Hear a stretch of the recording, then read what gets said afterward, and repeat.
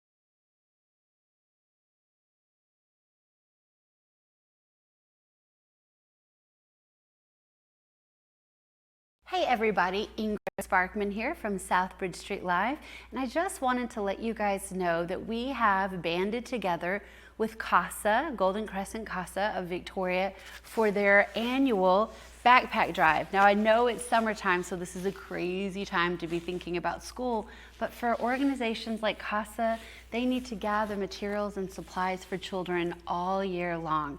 So this is it for the next couple of weeks. On Southbridge Live, you're going to see that some of my guests will be bringing in backpacks themselves. If you also would like to donate a backpack or school supplies, you can come by our studio at 1102 North William Street, or you can call me at 361-649-1825, and I'll be happy to come by, pick up backpacks and supplies to help support our local Golden Crescent CASA.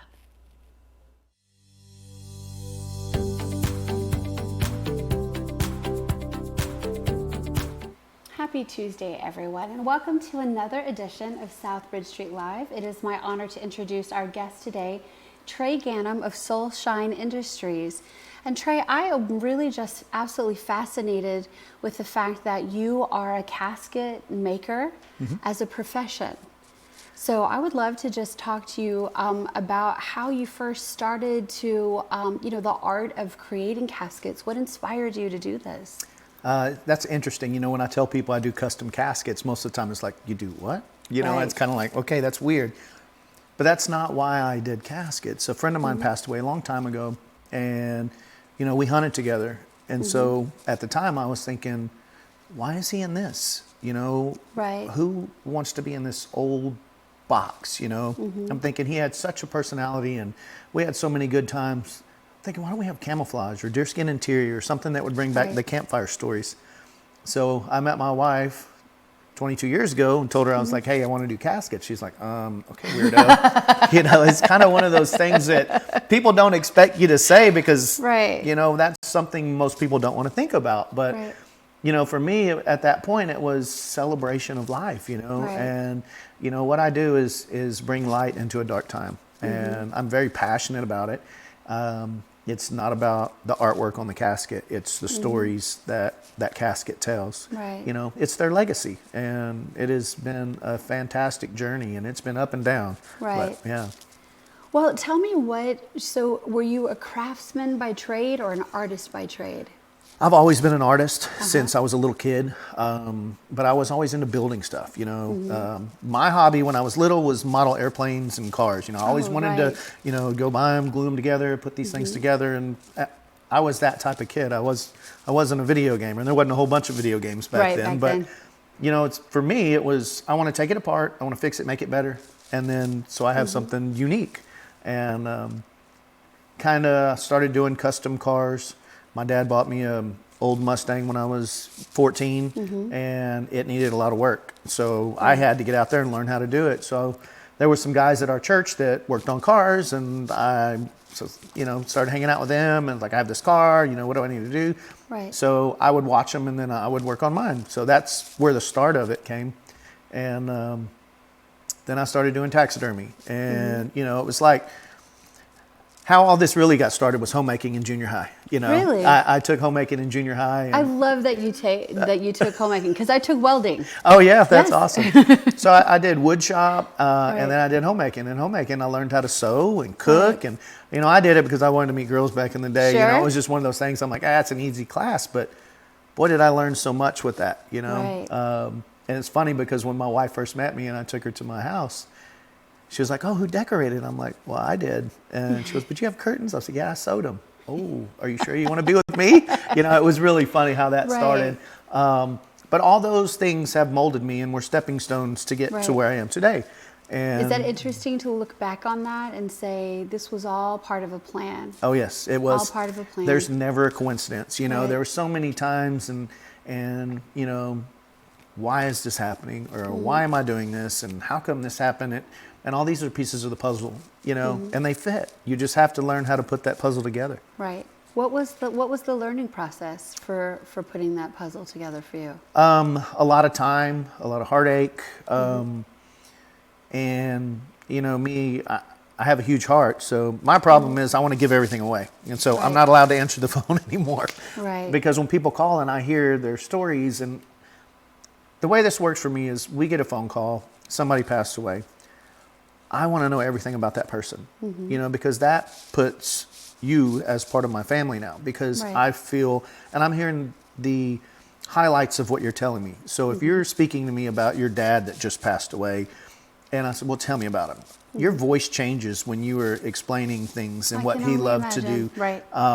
And so I You're picking up those nuances. I pick up Yes. all the beautiful things that you want to see incorporated into the casket. And there's been a lot of things that have happened along this way. I think when I started, it was like, okay, I don't know how I'm going to do this, but I'm going to do it because this is just something that God's leading me to do. And man, he has put me in all kinds of situations. But it was interesting. The first time I wanted to do caskets, it was like, okay, so I bought 3 caskets, just the cheapest ones you can buy, and I'm going to Okay. paint them. And I'm like, I don't know how to get rid of these things. I don't know how to sell them, and you know Right. what to do. And they were having a funeral convention in Las Vegas, and I'm like, okay, well, I'm going to take these caskets and go to Las Really? Vegas. So I loaded up 3 caskets and made some brochures and went up there, and I had no idea what I'm doing. Like literally, I had no idea. It was just like, It okay, was a casket convention. they have a convention with new products. I So see. Right. caskets, urns, cemetery, headstones. I mean, Right, I see. everything to do with Yes. the funeral industry. And so I load up 3 caskets, and I'm going, I don't know, you know? Right. So I get there, and the first hour of the show, it's like, nobody's at my booth. So I'm going, what's going on? And I had hired 2 girls to help hand out stuff. Sure. And we're looking at each other, and I'm like, I don't know, maybe it was a flop. And then all of a Right. sudden, one person comes, and then another, and then another. I didn't realize I was the last booth that you would almost go to, so everybody was making the convention. I see. And then after we started, it was like I had the busiest booth in the whole convention, and this was an international show. So I knew I had something, but everybody's like, well, how many caskets do you have? You know, I'm going, 3? You know, Right. how am I going to get it? I don't know. And so Right. I kind of got thrown in, but a lot of these guys and women that were there were helping me. They were like, okay, well, you need to get this situated. I want Right. your product. This is how it needs to happen, you know? And so now if you ask me, you know, hey, I live in Hawaii and I want a casket. Okay, I can have it there tomorrow. You're Really? like, what? Yeah, Right. we put it on an airplane.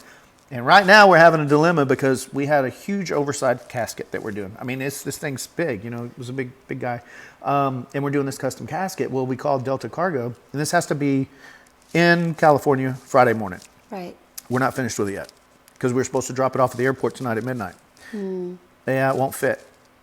So Randy is going to start driving tonight to Who's California Randy? to make sure he works for me. He's my So he does he's all of driving it. He's it. going to drive it. Wow. You know, we make sure that we get.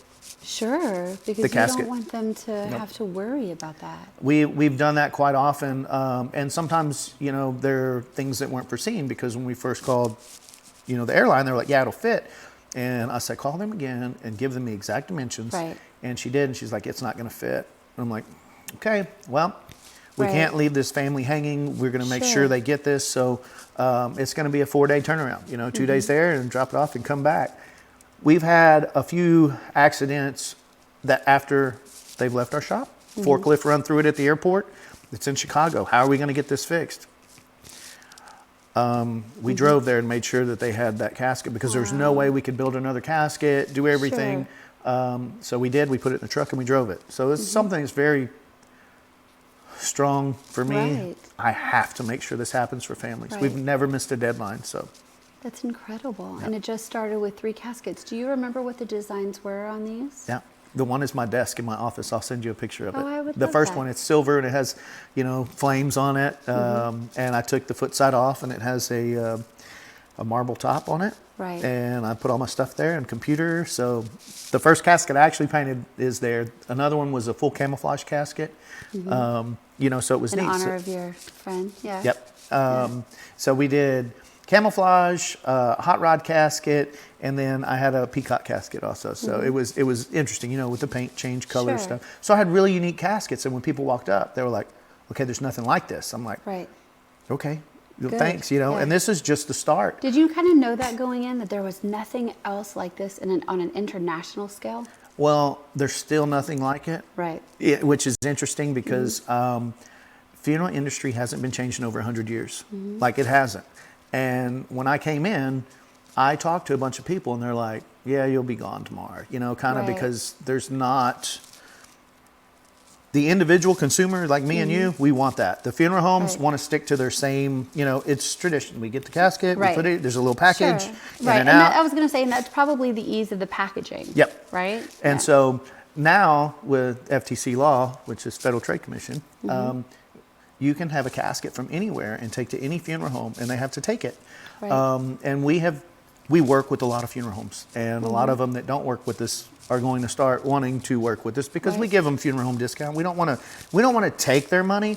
Right. We're here to help the families, not that Right. funeral home, but we want to make sure that funeral home still pays the light bill. That's something that Sure. I want them to know also. And we've shipped all over the United States. I've had a few people want to ship internationally, but I just can't because of customs, and I can't tell you how long customs will keep a casket and go Right. through it or tear it apart. Right. So we've been Hawaii, Florida, Wow. New York, Washington, D.C. I mean, Are you traveling sometimes with these caskets as well? I do. Yeah. I do. If I feel led to do that, it's like I have a gift, and my gift You want to is talk about that? yeah, I have a would like gift, to. and my talent is painting casket, but my gift is helping families heal. And I have a show coming on A&E this Right. fall, and it's very interesting because a lot of people didn't know the gift that I have, and I'm able to receive messages from loved ones who passed, and let their families know that they're okay, and they're with grandma, they're with grandpa, Right. and that's a beautiful thing, and it's a God-given gift, and I stress that so much because it's not a crystal ball or Right. some kind of gimmick. Everything that I do is 100%, and usually I have a book that I carry that I wake up in the middle of the night and I write stuff down in, and usually the next day we get the phone call for it. Right. It kind of freaked me out in the beginning because it really started happening when I started doing the caskets. And so about 5 years ago, I did caskets for some Edna kids that were in a fire. Knew the kids. That was probably one of the hardest situations I'd ever been to.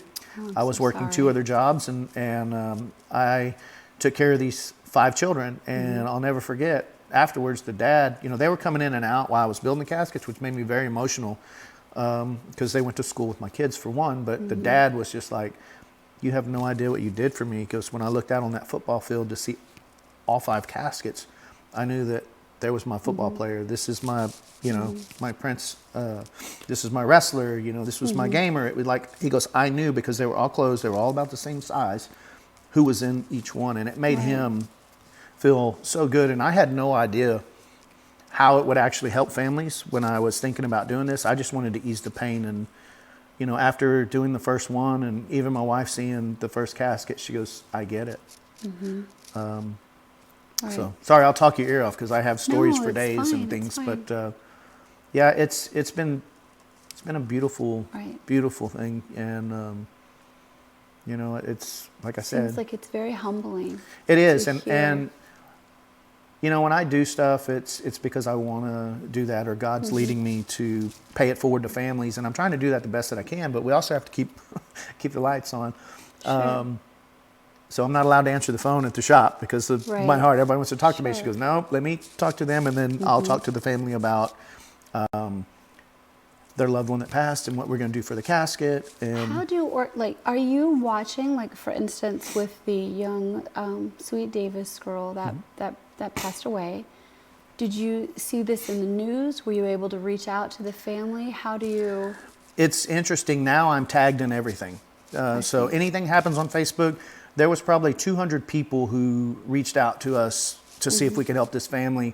And my secretary and designer, Courtney, got in contact with the aunt, and full communication. They and it was really great to see them because, my whole staff we're a tight-knit family. Everybody gets it. They just don't come to work. They come to help. So to see her, take control, she wanted to do design on this thing, and, we decided we want to donate and take care of this family because of all the outpour that we had. And my son does all the painting, Courtney does design, and then Randy does interior. So we have a cool little staff. Right, a family. And we all know that when we show up for work, we're excited to be there. Were you able to donate this casket? We were. Right. We took care of the casket. Which really, to me, was the tipping point for wanting to interview you, to realize this was such a hard story, and to understand that that was a beautiful ending, to have that if she was going to be. The part that touched me on this was the family, but our family also is how we all came together. Right. As far as Courtney wanting to do the design, and Randy, it was great. This was going to be a closed casket. Randy says no. He says, I'm going to make the inside beautiful, and he goes, I want to go buy the stuff. So for him to do that shows he really cares. For Courtney to do what she did as far as designing that, and we all had a hand in it, and it was pretty hard. We all cried at the shop, and my job's emotional. I don't look like I cry. I cry every day almost. It's like, why? Well, it's because on the surface you don't look like a big crier, but like looking at you, it's making it hard for me not to. Well, too. it's the passion that I have, and it's. Like I said, I can imagine that it might be one of the hardest jobs that there is. And it's something that I never want to just, next.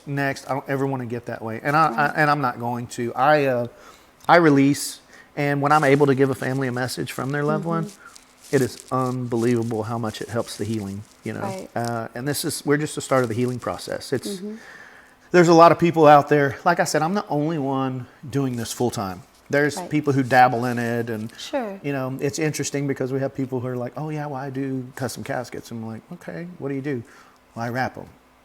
Okay, well, how many do you have? And how many? And well, I've done 2. And like I've done hundreds and hundreds of them. And over the last 20 years? No, I've probably in the past 5 years we've probably done about 600 plus caskets.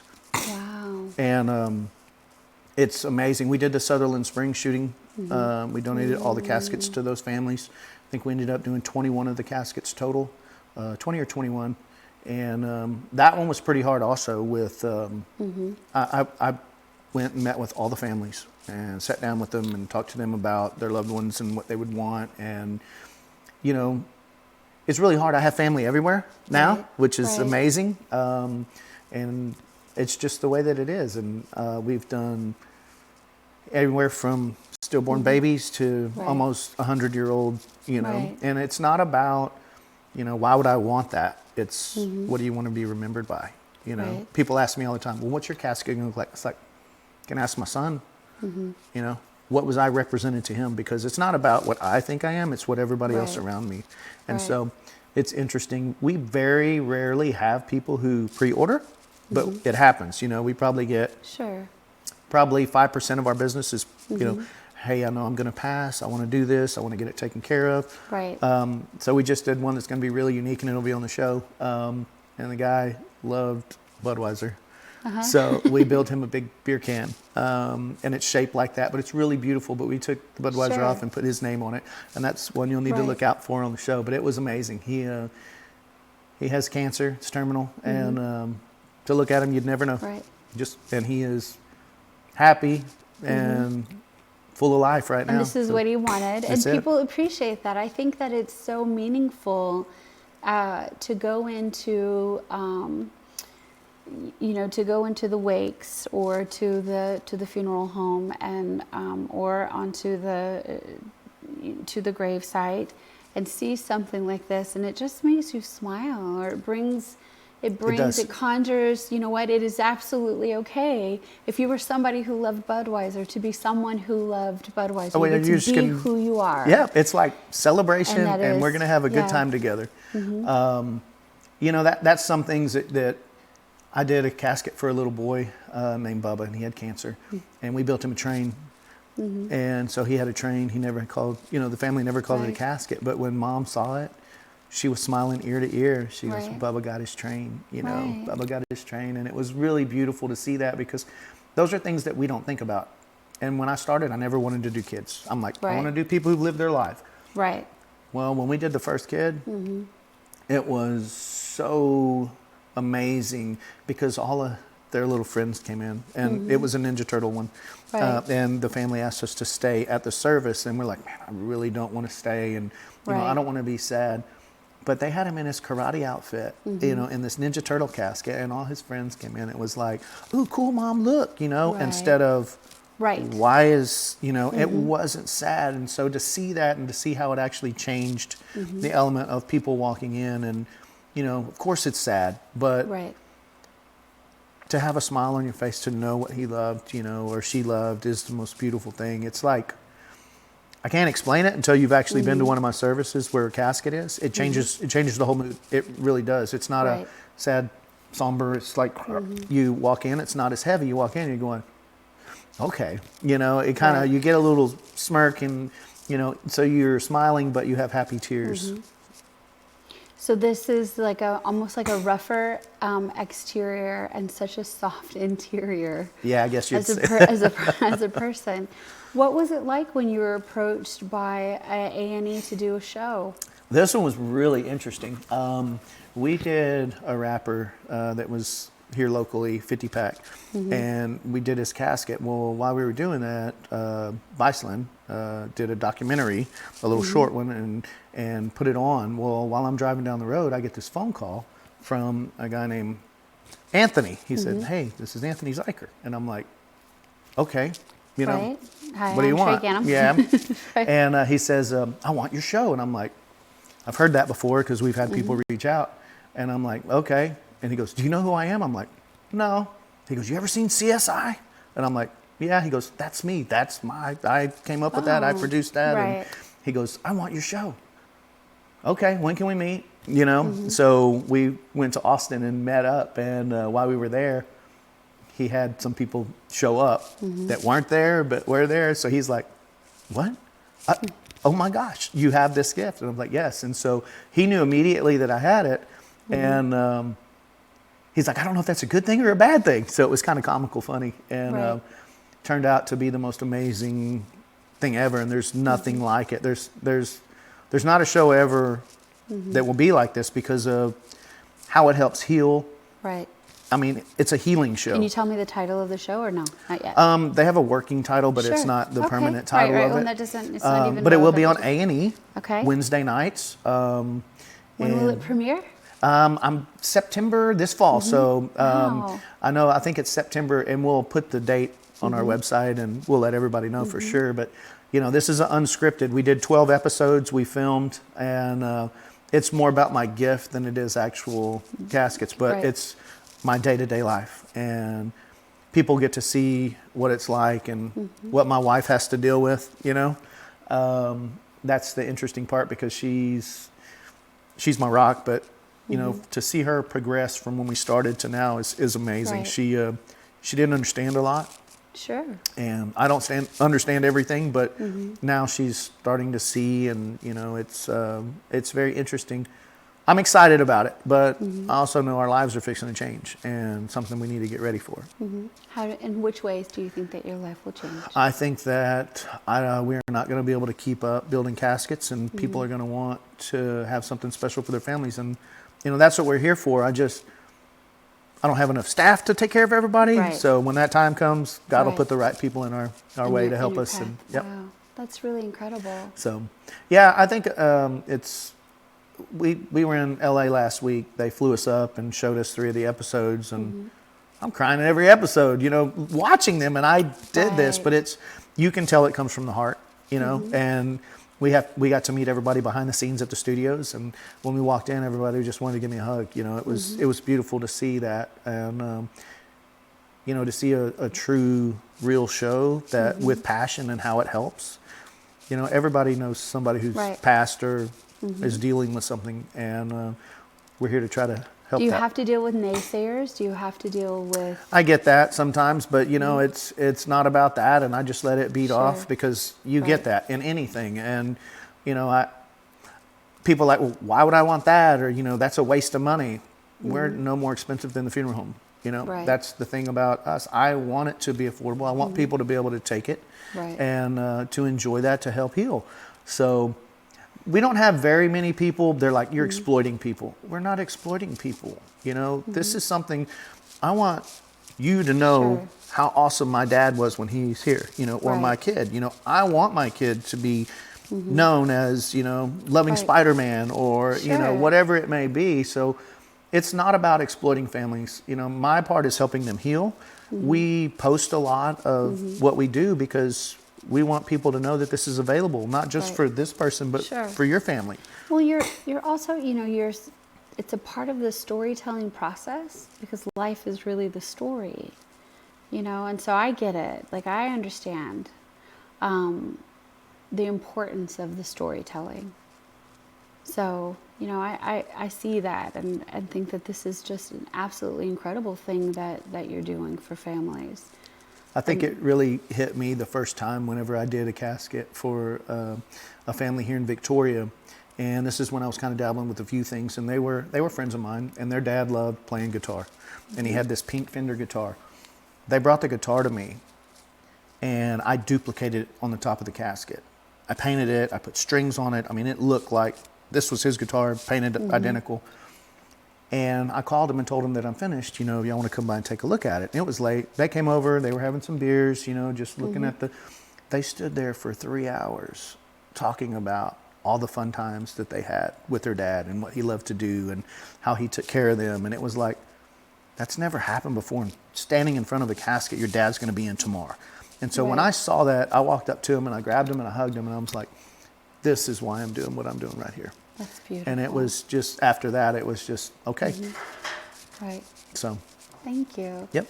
Thank you so much for coming here bet. and taking some time to share your story with us, and we wish you all of the luck in the world. Well. So we'll be looking for you in September on A&E. That's Okay. so exciting. Yeah. Thank you so much, Trey, for coming. Well, thanks for having me. Thank you so much, SoulShine Industries, for what you do in the healing process for families. And thank you all so much for watching South Bridge Street Live.